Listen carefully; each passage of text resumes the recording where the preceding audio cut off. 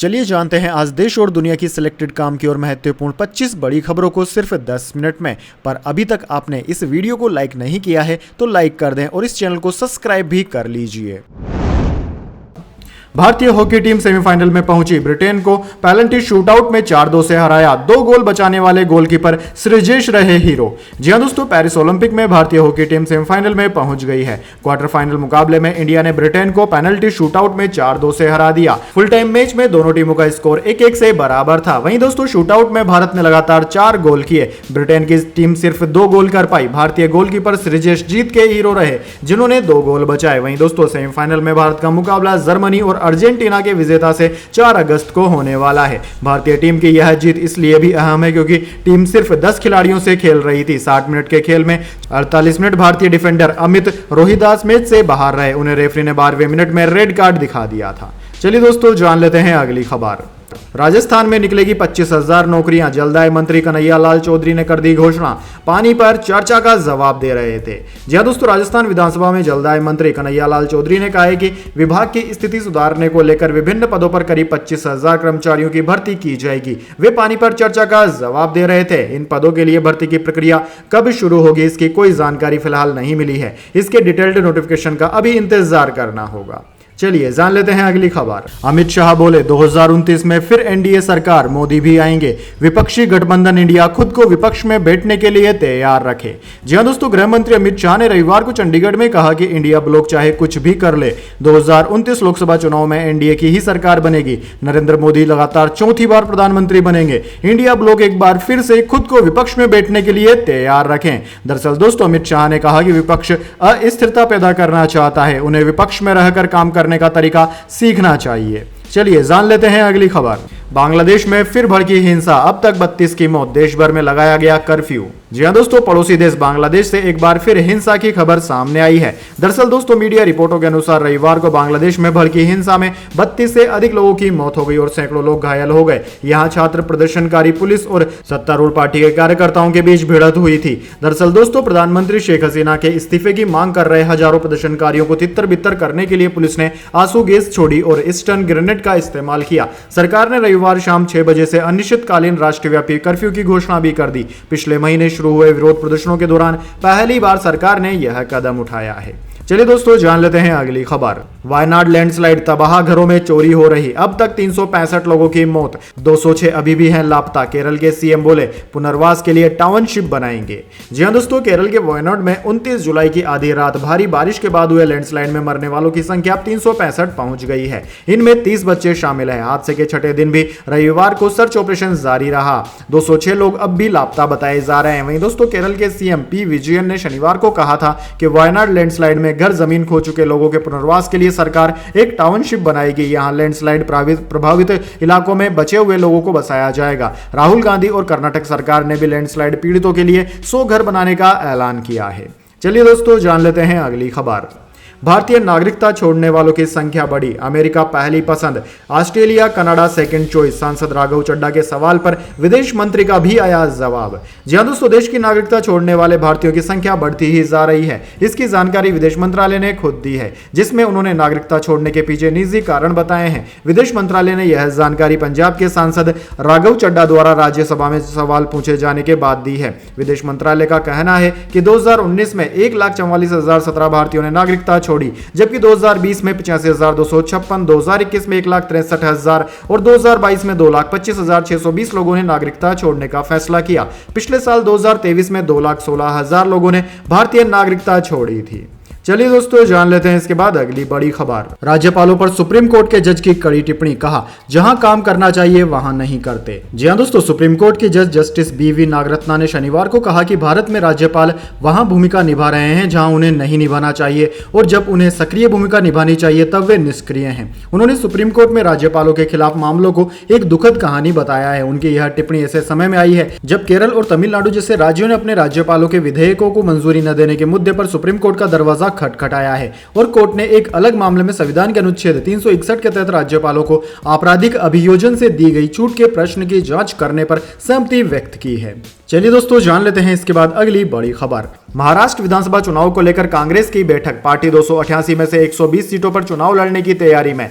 7 अगस्त को एमवीए की होगी मीटिंग। दरअसल दोस्तों आगामी विधानसभा चुनाव को लेकर मुंबई में आज मुंबई कांग्रेस और महाराष्ट्र कांग्रेस की 2 अलग अलग बैठक हुई। बैठक में कांग्रेस पार्टी ने 7 अगस्त को होने वाली विपक्षी गठबंधन महाविकास अघाड़ी एमवीए की मीटिंग को लेकर अपनी रणनीति बनाई। दरअसल दोस्तों लोकसभा चुनाव में 13 सीटें जीतने के बाद कांग्रेस का मनोबल बढ़ा हुआ है। इस कारण कांग्रेस लगातार ज्यादा सीटों की मांग कर रही है। सूत्रों के मुताबिक कांग्रेस महाराष्ट्र के कुल 288 विधानसभा सीटों में से करीब 110 से 120 सीटों पर विधानसभा चुनाव लड़ना चाहती है। 7 अगस्त को विधानसभा चुनाव के लिए सीट शेयरिंग का फार्मूला और अन्य पहलुओं पर महाविकास अघाड़ी की बैठक होनी है। इसमें शिवसेना, यूबीटी, कांग्रेस, एनसीपी, शरद चंद्र पवार तीनों प्रमुख पार्टियों के वरिष्ठ नेता शामिल होंगे।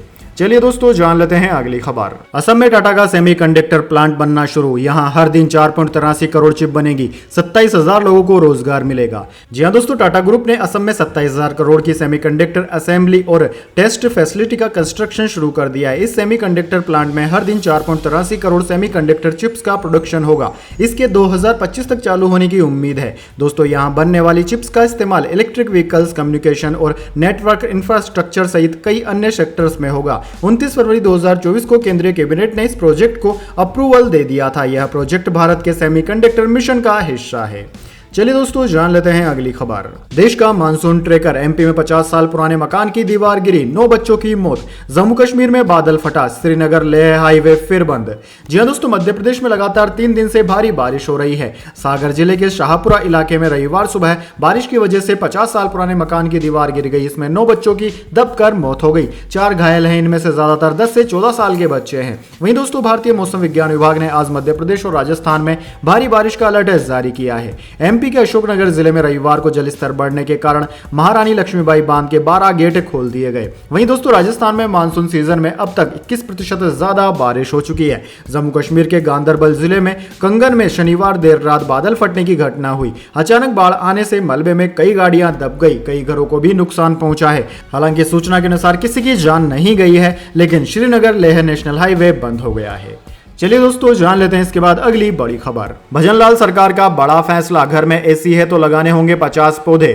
मोटरसाइकिल कार वालों को भी मिला टारगेट। जी हां दोस्तों, शिक्षा विभाग और पंचायती राज विभाग राजस्थान में वृक्षारोपण का रिकॉर्ड बनने वाला है। दरअसल दोस्तों 7 अगस्त को हरियाली तीज पर राजस्थान सरकार ने करोड़ों पौधे लगाने का फैसला किया है। इसके लिए शिक्षा एवं पंचायती राज मंत्री मदन दिलावर ने लोगों से अपील की है। साथ ही इसके लिए विद्यालयों को 37 करोड़ रुपए भी आवंटित किए गए हैं। मंत्री मदन दिलावर ने मोटरसाइकिल चलाने वालों से 5 पौधे, कार चलाने वालों से 10 पौधे और जिनके घर में एसी लगे हुए हैं उनसे 50 पौधे लगाने की अपील की है।